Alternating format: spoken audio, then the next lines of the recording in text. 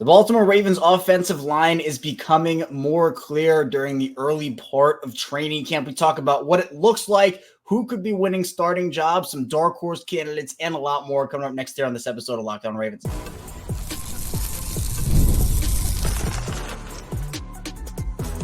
You are Locked On Ravens, your daily Baltimore Ravens podcast. Part of the Locked On Podcast Network, your team every day. Welcome into another edition of Locked On Ravens, your daily Baltimore Ravens podcast. I'm your host, Kevin Oestreicher of Ravens Wire, here with you on the Locked On Podcast Network, your team every day. Thank you so much, as always, for being here today and making Locked On Ravens a part of your day in your first listen each and every day. Free and available on all podcasting platforms. So in audio form, you can subscribe and follow along wherever you get your podcasts, Apple Podcasts, Spotify. We are everywhere. And also in video form on YouTube, you can like this video and subscribe to the channel. Today's episode of Locked On Ravens is brought to you by FanDuel. Make every moment more as playoffs wind down. The sports stop sportsing like we wanted to with this summer. FanDuel's hooking up all customers with a booster bonus daily. That's right. There's something for everyone every day, all summer long. Visit FanDuel.com to get started. And we return here. It is a Monday. Ravens training camp already over a week old, which is crazy that we had all this offseason content. We were talking about training camp. When's it coming? When's it coming? And now it is officially here. And we have gotten plenty of storylines for the Ravens, guys who have stepped up, guys who need to show more. But one thing we haven't really talked about on this show, because we've been doing all these updates. Lamar Jackson, he came back on Saturday. But the offensive line has been one where obviously the team lost 6% of their unit and they're trying to put the pieces together along on a bunch of youth. But there have been certain offensive line combinations, certain guys who are getting opportunities. We're going to talk about all of that here today. So in the first part of the show, we'll talk about the offensive line. Is it becoming more clear, or are these guys just stepping in and other guys are going to take their jobs? We'll also talk about Daniel Faalele a little bit more, who is one of those guys who is right now, he's starting at right guard. So we're going to talk about him, what he brings to the table, and some other players in that realm as well. Rosengarten, Ben Cleveland, etc. And then we'll move into just more training camp updates. We did 2 bonus episodes over the weekend, both on Saturday and on Sunday. So if you missed either of those, be sure to check them out both in video form and audio form. So now let's get into the content. Starting off here with the offensive line. Now, we know that Baltimore lost Kevin Zeitler, Morgan Moses, John Simpson. And instead of going out there and signing all these veterans, they are going with a bit of a youth movement. In fact, not a bit. It is a youth movement where right now you're projected starting 5 offensive line, or at least let's start with what it was going into training camp, going into the offseason and everything that went down. Ronnie Stanley at left tackle, Andrew Voorhees at left guard, Tyler Linderbaum at center, Ben Cleveland at right guard, and Roger Rosengarten at right tackle. So that was the projected offensive line really coming out of the draft after everything settled and the dust kind of settled down there. And while it certainly almost looks that way, that's not necessarily the unit that Baltimore is currently running in training camp. Stanley, Voorhees, and Linderbaum, those 3, so the left side and the center, that is the same as projected. But right now, Daniel Faalele is getting the start at right guard and getting reps with the first team. And then Patrick McCary's getting a lot of reps with the first team at right tackle. Now, what do I make of all of this? I mean, there are a bunch of angles we can take it. Let's first take the Andrew Voorhees route here, because I think that's who a lot of people are really excited about right now. Obviously, for those who aren't familiar with the Voorhees story, it was projected to be about a 3rd or 4th round pick. I mean, he was going to go either very early day 4 or day 3, or somewhere on day 2, where it was going to be probably early, mid 3rd round, or at the very latest, it would have been like early 4th. But he tore his ACL at the combine and ended up having to take essentially a redshirt season during his rookie year. So he fell all the way to the 7th round, where Baltimore ended up trading back into the draft. They traded a future 6th round pick for a 7th round pick to go in and get Voorhees. Took a chance on his potential and him recovering from the injury, and he has been as advertised. Michael Pierce was asked about the new combinations of the new starters on the offensive line, what that's going to look like, and he made it a point himself to single out Andrew Voorhees, saying that he looks really good. Now, Voorhees apparently did lose a couple of one-on-one reps to Michael Pierce, but I mean, let's be honest here. A lot of guys lose one-on-one reps to Michael Pierce, especially when you go through that drill. So that is not anything out of the ordinary, but by all accounts and all reports, Voorhees is looking the part so far in the early portion of training camp. And that should be a great sign. Obviously, John Simpson was a player that exceeded a lot of people's expectations last year relative to what was expected, right? It wasn't perfect. I mean, I'd call John Simpson a solid player for them last season, not necessarily good or great, but I don't think a lot of people were expecting him to be solid. Voorhees is a player where he has a lot of strength. His hand placement is good. He can get out in space as well. But for Voorhees, it's not just the players. Obviously, the coaches see a lot in him too. Offensive line coach Joe DeLisandris ended up saying that he's doing a great job. He's learning left guard, and, he's pleased. And we've also heard John Harbaugh talk about him, other guys, and it just feels like there's a lot of momentum with Andrew Voorhees right now in terms of him winning that job. And honestly, there wasn't really another guy that you could really pencil in there right now. Could it be a Josh Jones? I mean, that really would be the only other option, but feels like the Ravens went into this offseason understanding that Voorhees would have been a player that they're going to go with. They're going to put all their trust in Voorhees. And we heard reports coming out of the draft last year, once they drafted him, that he would start on that line as a rookie probably if he was healthy.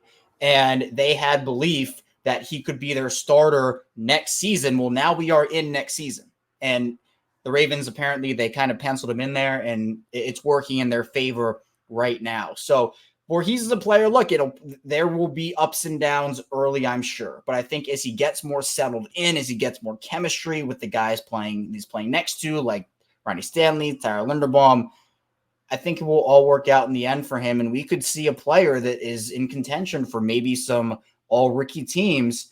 So we'll see how that works out. Although for Voorhees, obviously, he's not technically a rookie. He's a second-year guy, but he is playing in his first season after missing the entire year with an injury. So he could have been eligible for those, but we're going to see how it all plays out.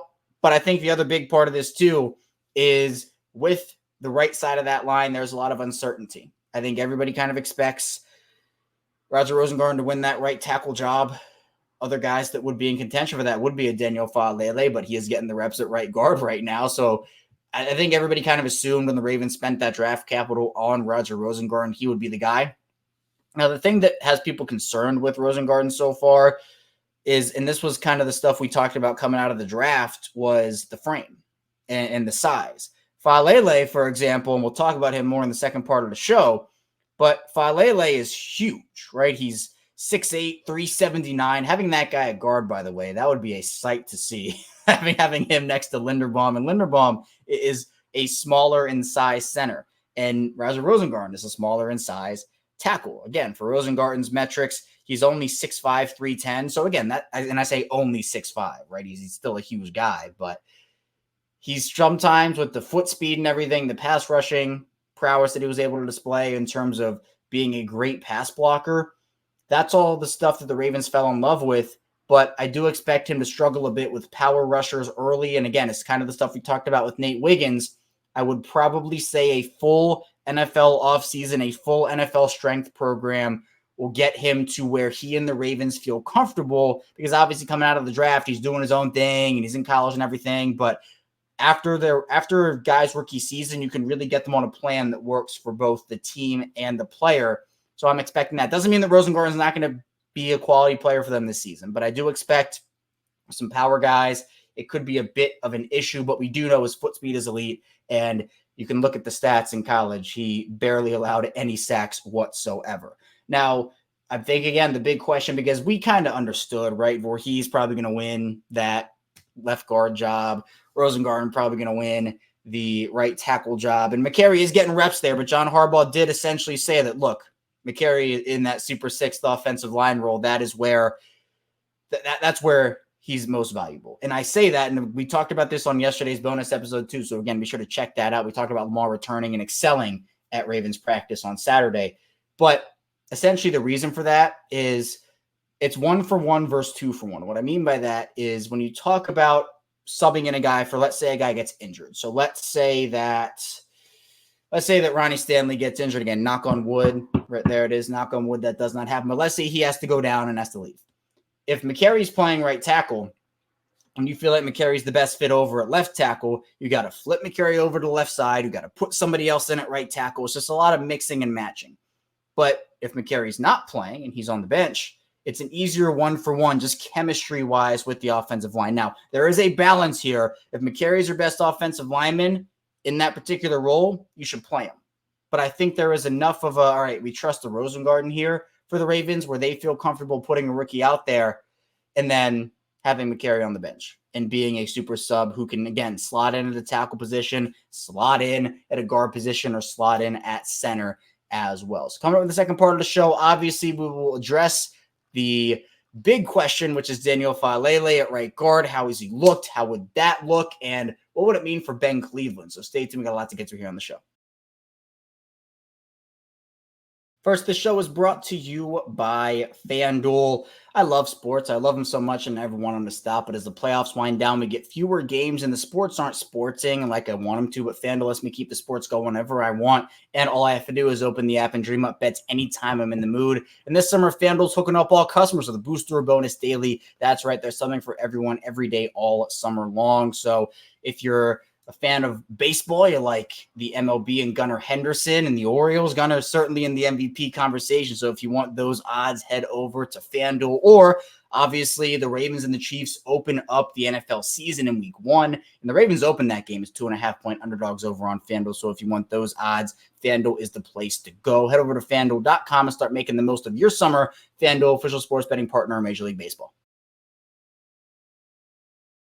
We're back, our second segment of Locked On Ravens. Kevin Ostreicher still here with you on this Monday, opening up another week of Ravens talk here on the show. Really appreciate all the support and for everybody making Locked On Ravens your first listen of the day. Really appreciate you as well. And be sure to make Locked On NFL your second listen of the day. I do host that show on Mondays, which guess what? Today is Monday, so I hosted it over today. We talked about the crazy quarterback extension weekend. Jordan Love, Tua Tagovailoa. We talked with hosts throughout our network. So, of course, local experts on those conversations. So be sure to check out Locked On NFL. And, of course, keep it locked in here on Locked On Ravens. But let's talk about Daniel Faalele. This is the guy that everybody's questioning right now. Is he the right guy for the right guard position? Is he going to win the right guard position?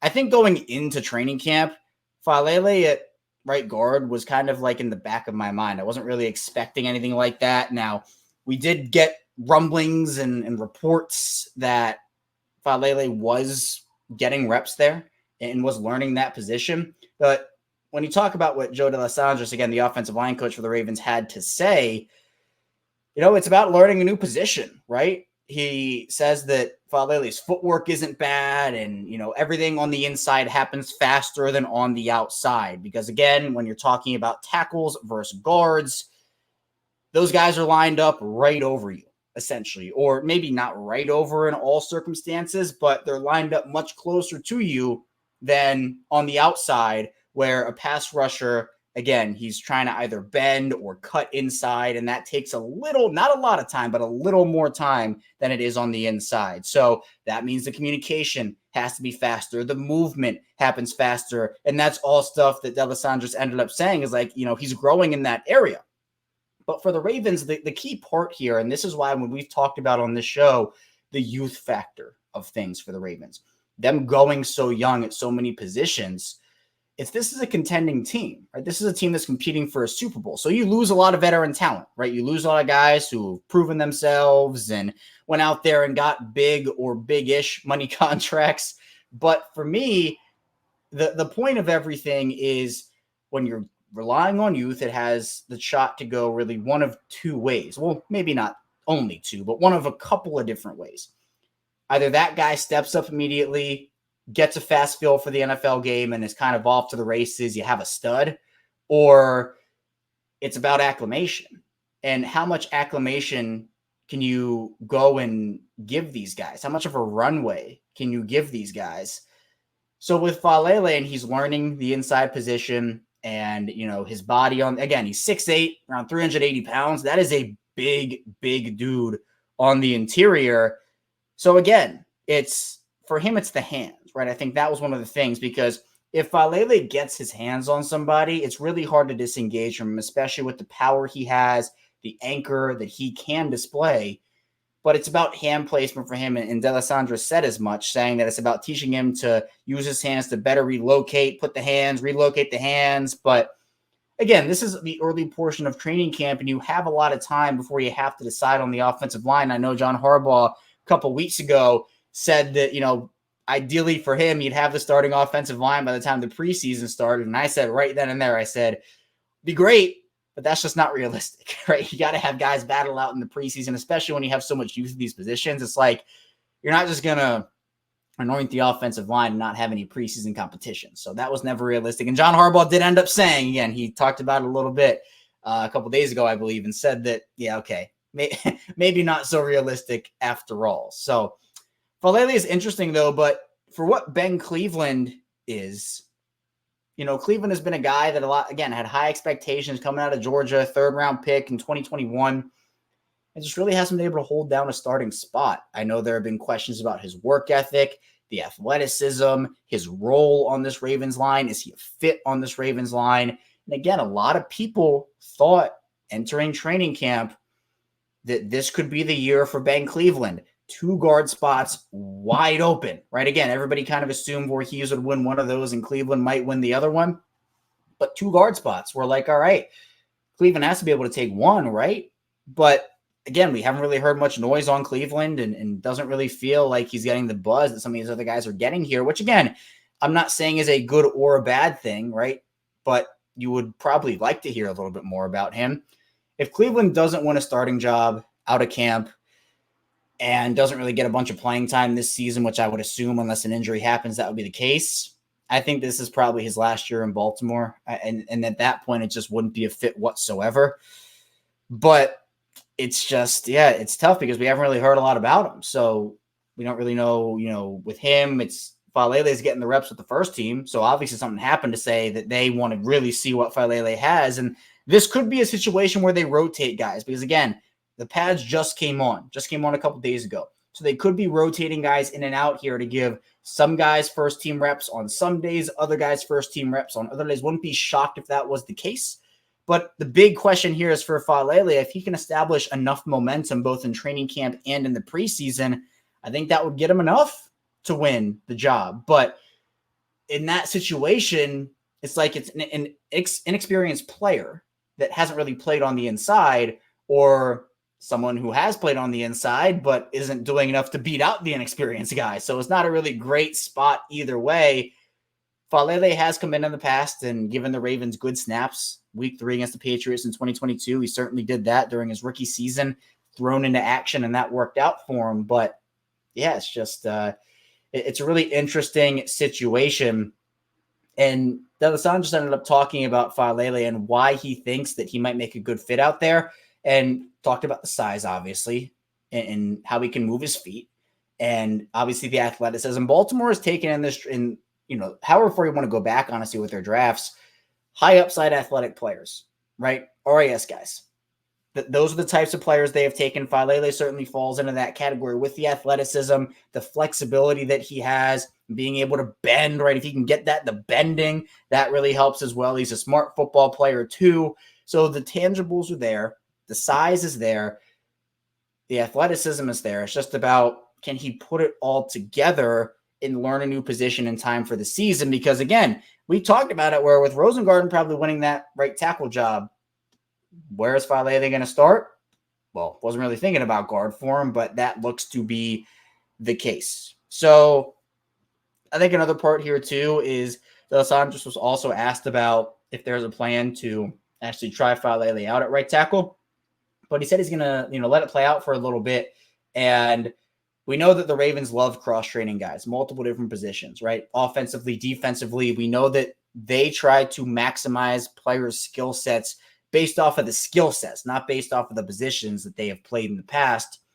So this time of year is the time to do it, right? You don't want to start just training a guy mid-season to play a different position. That doesn't usually work out super well, especially when you're focused on, especially for a Baltimore team that's focused on a Super Bowl run, not the best time. So when do you do it?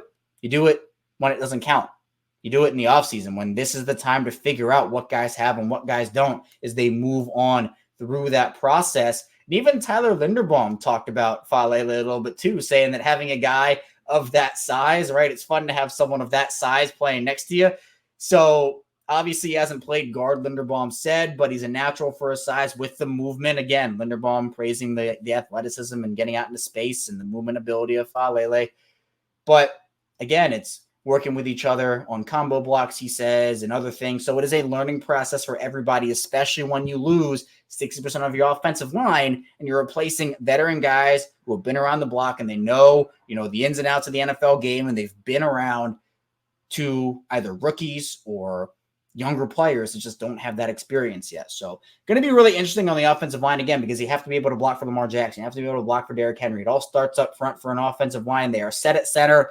Hopefully Ronnie Stanley can return to form as well. But those other three spots are question marks right now until we see what they have. Coming up, though, in the final part of the show, we'll talk about more training camp updates, kind of diving into what ended up happening over the weekend, Lamar Jackson, and more. Stay tuned, plenty to talk about here on the show. First, this show is brought to you by Gametime. And for me, I love going to MLB games during the summer. I grew up on baseball. I have a lot of awesome memories from going to Orioles games here in Baltimore. And I do try to get to a couple every year at Camden Yards and make new memories in the baseball world. But Gametime is an authorized ticket marketplace for Major League Baseball, which makes getting tickets faster and easier. Prices on the Gametime app actually go down the closer it gets to first pitch. With Kittle last-minute deals, all-in prices, views from receipt, and the lowest price guarantee, Gametime gets work out of buying MLB tickets. And on the Gametime app, of course, the Orioles in the midst of a playoff hunt. You can go find tickets to those games over on Gametime. And, of course, with the Ravens kicking off their season very soon, Gametime is the place to be to get those tickets as well. And the Gametime app has a ton of awesome features, my favorite being last-minute deals. You can save up to 60% off buying last-minute tickets for sports, concerts, comedy, theater, and so much more. Plus, the app has a lot of other great features, and it's really easy to use. Other features to include flash deals, zone deals, all-in pricing, seat views, lowest price guarantee, Gametime ticket coverage, and so much more. Take the guesswork out of buying MLB tickets with Gametime. Download the Gametime app, create an account, use code LOCKEDONNFL for $20 off first purchase. Terms apply again, create an account, redeem code LOCKEDONNFL, spell LOCKED1NFL for $20 off. Download Gametime to the last-minute tickets, lowest price guaranteed. And this show is brought to you by DK Law Group. When you need a law firm, do you want the legal runaround, or would you rather have a no-nonsense approach? Well, you get the latter with DK Law Group. DK Law Group is a Maryland-based law firm who is redefining the legal process with their modern approach. DK Law Group specializes in real estate law, estate planning, business law, and family law. They're tech-savvy. They treat clients like family, and they focus on keeping your legal solutions simple. DK Law Group is a woman-led firm with Diana Khan at the helm. Diana has been called an unparalleled legal expert by some. One of the things you'll quickly notice with DK Law Group is their transparent pricing. They believe in clarity and cost and no one left in limbo. DK Law Group knows that speed is key, but leveraging technology, DK Law Group streamlines the process to serve you better and faster. Contact DK Law Group today at dklawmd.com. Locked On listeners and call today to schedule a free 30-minute consultation when you mention the tagline, Empowering Legacies. We're back, our final segment of Locked On Ravens. Kevin Oestreicher still talking with you on this Monday. Again, really appreciate everybody for tuning in today. Be sure to keep it here on Locked On Ravens for 5 days a week plus more of daily Ravens coverage. In audio form, we have you covered. In video form, we have you covered. It's the same show, both audio and video. And we also do bonus episodes. Again, we did 2 over the weekend, Saturday and Sunday, talking about the Ravens' latest training camp happenings. Of course, for Sunday's bonus episode, we talked about how Lamar returned on Saturday and excelled. We'll get to that a little bit in this final part of the show, but really appreciate all the support as well. We hit 7,000 subscribers on YouTube recently, so if you want to be a part of that journey to 8K, hit that subscribe button. Would really appreciate that. Now, a lot of good things coming out of Ravens training camp so far, and I think with the pads on, we'll obviously get more of an understanding of where these guys are, because with pads versus no pads, we've talked about it. We've had guests on here who've talked about it, and former players and whatnot who have said that it's just a different dynamic, the physicality and kind of the chippiness. Obviously, we got the first chippiness of Ravens training camp over the weekend with Trenton Simpson and Justice Hill. So you're going to get that, especially as we get closer and closer to the Packers joint practice, which is coming up. Guys just want to hit other guys, right? At a certain point, you get tired of hitting your own team and going up against their own team. You want to go up against somebody else. And that's why in the preseason, too, it's kind of all this built-up energy, and that's what happens. But, again, the good news for the Ravens is Lamar Jackson did return to practice on Saturday, and what was a welcome sight. Obviously, not a lot known with the whole illness situation. He came back middle of the week last week, left after an hour, missed more days, but, again, was back over the weekend. So, overall, though, we talked about how he struggled when he came back in the middle of the week last week, but he was much, much more effective this time around. He looked sharp. He excelled. And by all accounts, he was the best part of it was when the Ravens, and by multiple accounts, it was when they had a drill. They were down by 5. They put a minute 20 on the clock. And from 60 yards back, Jackson went 5 of 6. And the offense had a 30-second. Well, they scored with 30 seconds left with a Jackson touchdown to Nelson Aguilar. Jackson also had a long play to Tez Walker. He and Isaiah Likely establishing chemistry. And again, it feels like Lamar, he just has to feel better. We've all been sick. We've all been there. We've all had to miss a lot of time, whether it be work, school, whatever. That's everybody, though. Athletes don't just not get sick. Now, obviously, Lamar has gotten more sick than a lot of other people, a lot of other athletes, and feels like it's a yearly thing. But it was going through testing, figuring that out. Obviously, the most important part, though, is Lamar being healthy. That's the first part. And shout out to Jonah Schaefer. He put some notes out on Lamar, and he said that the impact on the Ravens offense was obvious. And again, the offense bounced back because Lamar was back. Like Lamar, it's a great thing for both the offense and the defense because the offense obviously gets their guy back and the defense gets to go up against an elite quarterback. And that helps the iron sharpens iron mentality. But you actually see the leadership here as well. And one of the big parts here is after Roger Rosengarten struggled to block Tavius Robinson on a one-on-one drop back late in practice with the second team offense, Jackson, he is an onlooker, right? He was an onlooker. He approached Rosengarten he approached him and gave him advice. Like, this is a leader in Lamar Jackson. We saw that, even we heard from Zay Flowers that after the AFC Championship game, Lamar went over to his house. I was going to mention this yesterday, but Lamar went over to Zay's house and checked on him, right? That's a leader. That's a leader. And that, to me, is a really important aspect of this whole thing because we know Jackson is incredible on the field. We know he's an electric player. But off of the field as a leader, he has all of those great qualities as well.